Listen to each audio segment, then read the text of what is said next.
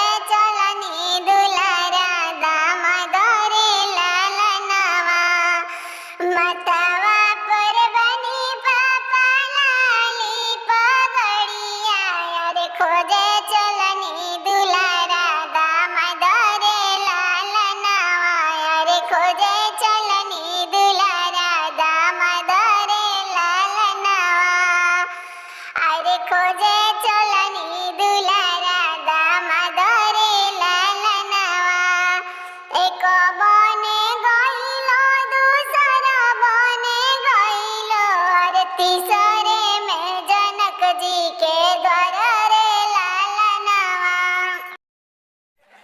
एक बने गइलो दूसरा बने गइलो अरे तीसरे में जनक जी के द्वार रे लालनवा अरे तीसरे में जनक जी के द्वार रे लालनवा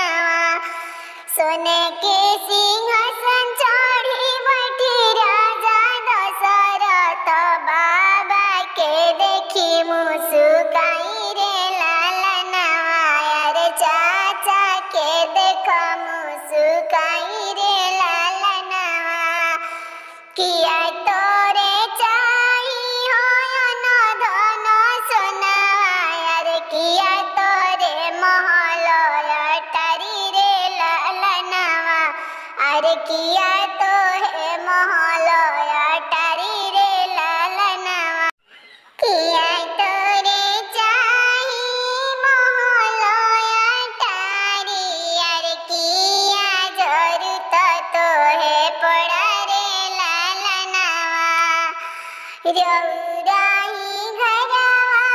राम जे बाड़े अरे उनही के हाथ हम मांगी रे लालनवा अरे उनही के हाथ हम मांगी रे लालनवा एक जे बड़ी मोरी सीता दुलारी अरे राम संगे ब्याह रचाई रे लालनवा अरे राम संग ब्याह रचाई रे लालनवा